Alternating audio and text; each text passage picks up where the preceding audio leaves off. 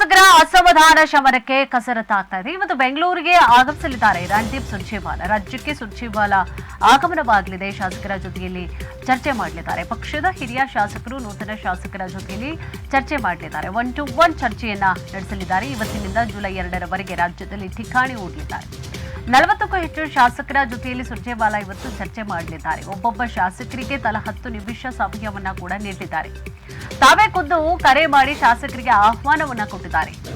KPCC ಕಚೇರಿಯಲ್ಲಿ ಶಾಸಕರೊಂದಿಗೆ 1-to-1 ಮಾತುಕತೆ ಮಾಡಲಿದ್ದಾರೆ. ಪಕ್ಷಕ್ಕೆ ಅನುಕೂಲ ಆಗುವಂತೆ ಕೆಲಸವನ್ನ ಮಾಡ್ತಾ ಇರುವಂತಹ ಶಾಸಕರಿಗೂ ಬುಲಾವ್ ನೀಡಿದ್ದಾರೆ. ಕೆ.ಆರ್. ಪಾಟೀಲ್, ರಾಜು ಕಾಗೆ ಜೊತೆಯಲ್ಲಿ ಪ್ರತ್ಯೇಕವಾದಂತಹ ಚರ್ಚೆಯನ್ನ ಮಾಡಲಿದ್ದಾರೆ. ಬಹಿರಂಗವಾಗಿ ಅಸಮಾಧಾನವನ್ನ ವ್ಯಕ್ತಪಡಿಸಿದ್ರು ಈ ಶಾಸಕರು. ಶಾಸಕರ ವಿರುದ್ಧ ಇರುವಂತಹ ಪ್ರಕರಣಗಳ ಬಗ್ಗೆಯೂ ಕೂಡ ಮಾಹಿತಿಯನ್ನ ಸಂಗ್ರಹ ಮಾಡಲಿದ್ದಾರೆ. ನೋಡಿ, ಈಗ ಕೆಲವೊಂದಿಷ್ಟು ಶಾಸಕರು ಯಾವಾಗ್ಲ ಸರ್ಕಾರದ ವಿರುದ್ಧವಾಗಿ ತಿರುಗಿ ಬಿದ್ರು ಅಥವಾ ಮಾತನಾಡಿದ್ರು, ಪ್ರತಿಕ್ರಿಯೆ ಕೊಟ್ಟರು, ಹೇಳಿಕೆಗಳನ್ನ ಕೊಟ್ಟರು. ಅದಾದಂತಹ ಬೆನ್ನಲ್ಲೇ ಬೇರೆ ಉಳಿದಂತೆ ಶಾಸಕರು ಕೂಡ ಏನ್ ಪ್ರತಿಕ್ರಿಯೆ ಕೊಟ್ಟು ಬಿಡ್ತಾರೋ ಮುಂದಕ್ಕೆ ಅನ್ನುವಂತಹ ಆತಂಕ ಕೂಡ ಇದ್ದೇ ಇರುತ್ತೆ. ಆ ಒಂದು ಕಾರಣವಾಗಿ ಹೋಗ್ಲಿ, ಏನ್ ಸಮಸ್ಯೆಗಳಿದೆ ಅಥವಾ ರಾಜ್ಯದ ನಾಯಕರಿಂದ ಸಿಗ್ತಾ ಇಲ್ವಾ ಅವ್ರಿಗೆ ಸಮಸ್ಯೆಗಳಿಗೆ ಪರಿಹಾರ ಅನ್ನುವಂತಹ ಕಾರಣವಾಗಿ ಖುದ್ದು ನಾವೇ ಹೋಗ್ಬಿಡೋಣ, ಏನ್ ಸಮಸ್ಯೆಗಳಿದೆ ಅದನ್ನ ಪರಿಹಾರ ಮಾಡೋಣ, ಅವ್ರ ಜೊತೆ 1-to-1 ಮಾತುಕತೆ ಮಾಡಿದಾಗ ಏನ್ ಇರುತ್ತೆ. ಈಗ ರಾಜ್ಯದ ನಾಯಕರ ಜೊತೆಯಲ್ಲಿ ಹೇಳ್ಕೊಳ್ಳಿಕ್ಕೂ ಕೆಲವೊಂದು ಆಗೋದಿಲ್ಲ, ಯಾಕಂತಂದ್ರೆ ಅವರೇ ಅಲ್ಟಿಮೇಟ್ ಆಗಿರ್ತಾರೆ ರಾಜ್ಯದಲ್ಲಿ.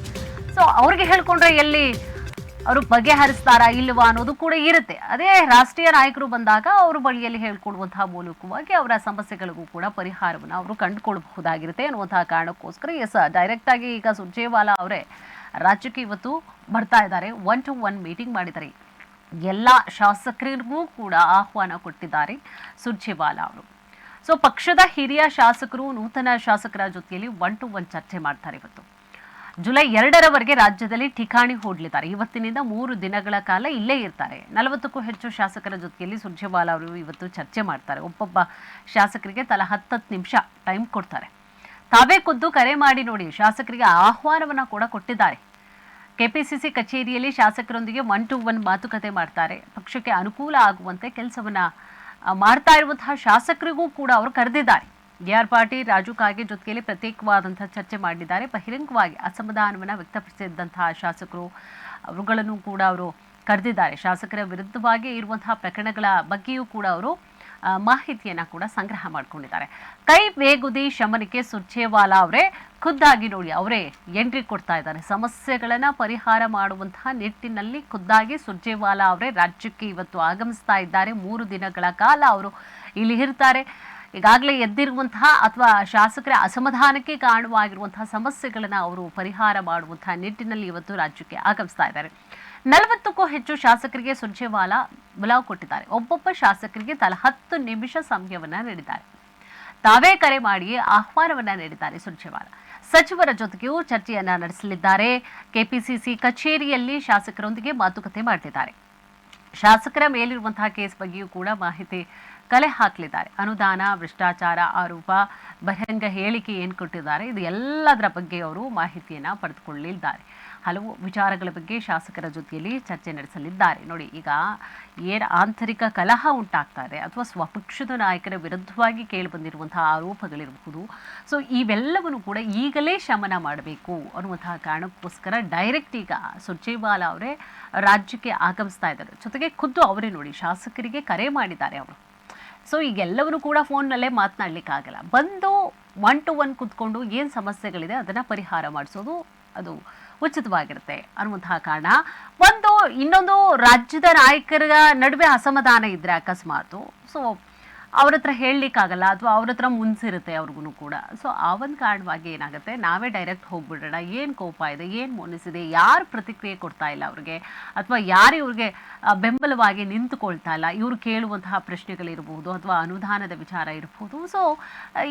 ಈ ಒಂದು ವಿಚಾರದಲ್ಲಿ ಯಾವ ಶಾಸಕರು ಇರ್ಬೋದು ಅಥವಾ ಸಚಿವರುಗಳಿರ್ಬೋದು ಅಥವಾ ಯಾವ ನಾಯಕ ಇರ್ಬೋದು ಸಪೋರ್ಟ್ ಮಾಡ್ತಾ ಇಲ್ಲ, ಬೆಂಬಲವಾಗಿ ನಿಂತ್ಕೊಳ್ತಾ ಇಲ್ಲ, ಪಕ್ಷ ಸಂಘಟನೆಯಲ್ಲಿ ಯಾರು ತೊಡಗ್ತಾ ಇಲ್ಲ. ಅದೆಲ್ಲವನ್ನು ಕೂಡ ನಿವಾರಿಸುವಂತಹ ಕಾರಣವಾಗಿ ಡೈರೆಕ್ಟ್ ಸುರ್ಜೇವಾಲಾ ಅವರೇ ಬರ್ತಾ ಇದ್ದಾರೆ. ಒಬ್ಬೊಬ್ಬ ಶಾಸಕರಿಗೂ ಕೂಡ ತಲಾ 10 ನಿಮಿಷ ಟೈಮ್ ಕೊಡ್ತಾರೆ. ಏನು ಸಮಸ್ಯೆಗಳಿದೆ ನಿಮ್ಮ ಕ್ಷೇತ್ರದಲ್ಲಿ ಏನು ಸಮಸ್ಯೆಗಳನ್ನು ಒಳಗೊಂಡಿದ್ದೀರಿ, ಆ ಬಗ್ಗೆ ರಾಜ್ಯದ ನಾಯಕರಿಗೆ ನೀವು ತಿಳಿಸಿದ್ದೀರಾ? ಅನುದಾನ ವಿಚಾರವಾಗಿರ್ಬೋದು ಅಥವಾ ಯಾರನ್ನ ಕಾಂಟ್ಯಾಕ್ಟ್ ಮಾಡಿದ್ರಿ, ಸಚಿವರ ಬಳಿಯಲ್ಲಿಯೂ ಕೂಡ ಹೇಳ್ಕೊಂಡಿದ್ದೀರಾ? ಏನು ಸಮಸ್ಯೆಗಳಾಗ್ತಾ ಇದೆ ಕ್ಷೇತ್ರದಲ್ಲಿ ನಿವಾರಣೆ ಮಾಡುವಂತಹ ನಿಟ್ಟಿನಲ್ಲಿ ಇರ್ಬೋದು, ಸೊ ಅದರ ಬಗ್ಗೆ ಎಲ್ಲ ಸಚಿವರ ಜೊತೆಯಲ್ಲಿ ಮಾತನಾಡಿದ್ದೀರಾ? CM ಅವ್ರಿಗೆ ಗೊತ್ತಿದೆಯಾ? ಸೊ ಗೊತ್ತಿದ್ರೂ ಕೂಡ ಪರಿಹಾರವನ್ನು ನೀಡಲಿಲ್ವಾ? ಹೀಗೆ ನಾನಾ ಪ್ರಶ್ನೆಗಳನ್ನು ಇವತ್ತು ಸುರ್ಜೇವಾಲಾ ಅವರು ಇಡ್ತಾರೆ. ಸೊ ಆ ಪ್ರಶ್ನೆಗಳಿಗೆ ಉತ್ತರವನ್ನು ಕೂಡ ತೆಗೆದುಕೊಂಡು ನೆಕ್ಸ್ಟ್ ಅವರು ಹಿರಿಯ ಸಚಿವರು ಏನಿರ್ತಾರೆ, CM ಸಿದ್ದರಾಮಯ್ಯ ಅವರ ಆದ್ಯಾಗಿಯೂ ಕೂಡ ಅವರನ್ನೂ ಕೂಡ ಪ್ರಶ್ನೆ ಮಾಡ್ತಾರೆ. ಯಾರು ಕೂಡ ಹೊರತಾಗಿರುವುದಿಲ್ಲ. ಫಸ್ಟು ಶಾಸಕರಿಂದ ಅವರವರ ಅಭಿಪ್ರಾಯಗಳನ್ನು ಪಡೆದುಕೊಳ್ತಾರೆ. ಅವರ ಅಭಿಪ್ರಾಯಗಳನ್ನು ಪಡೆದುಕೊಂಡಂತಹ ನಂತರವಾಗಿ ನೆಕ್ಸ್ಟ್ ಕ್ಲಾಸ್ ಇರೋದು CM ಇರ್ಬೋದು ಅಥವಾ DCM ಅವರು ಕೂಡ ಇರ್ಬೋದು ಅಥವಾ ಸಚಿವರು ಕೂಡ ಇದ್ರೂ ಇರಬಹುದು. ನೆಕ್ಸ್ಟ್ ಸಚಿವರನ್ನು ಕೂಡ ಪ್ರಶ್ನೆ ಮಾಡ್ತಾರೆ. ಈಗ ಶಾಸಕರು ಏನಾದರೂ ಒಂದಿಷ್ಟು ಕಂಪ್ಲೇಂಟ್ಗಳನ್ನ ಅವರು ಇಟ್ಕೊಂಡು ಬಂದಿರ್ತಾರಲ್ಲ, ಯಾವ್ಯಾವ ಸಚಿವರು ಅವ್ರಿಗೆ ಸಪೋರ್ಟ್ ಮಾಡ್ತಾ ಇಲ್ಲ ಅಥವಾ ಅನುದಾನ ವಿಚಾರಗಳಲ್ಲಿ ಇರ್ಬೋದು ಅಥವಾ ತಮ್ಮ ಅಳಲನ್ನು ತೋಡ್ಕೊಂಡ್ರೂ ಕೂಡ ಸರಿಯಾದಂತಹ ರೀತಿಯಾಗಿ ಅವರ ಬೆಂಬಲಕ್ಕೆ ಅವರು ನಿಂತ್ಕೊಳ್ತಿಲ್ಲ. ಈ ಎಲ್ಲ ಡೀಟೇಲ್ಸನ್ನು ಪಡೆದುಕೊಂಡಂತಹ ನಂತರವಾಗಿ ಸಚಿವರ ಜೊತೆಯಲ್ಲೂ ಮೇ ಬಿ ಮೀಟಿಂಗನ್ನು ಕೂಡ ಮಾಡ್ಬೋದು ಅಥವಾ ಫೋನ್ನ ಮುಖಾಂತರ ಅಥವಾ ಅವರನ್ನು ಕರೆಸುವಂತಹ ಮೂಲಕವಾಗಿಯೂ ಕೂಡ ಅವ್ರಿಗೆ ವಿಚಾರಗಳನ್ನು ಮುಟ್ಟಿಸ್ತಾರೆ ಅಥವಾ ಕ್ಲಾಸ್ ತೆಗೆದುಕೊಳ್ಳುವಂತಹ ಸಾಧ್ಯತೆ ಕೂಡ ಇರುತ್ತೆ.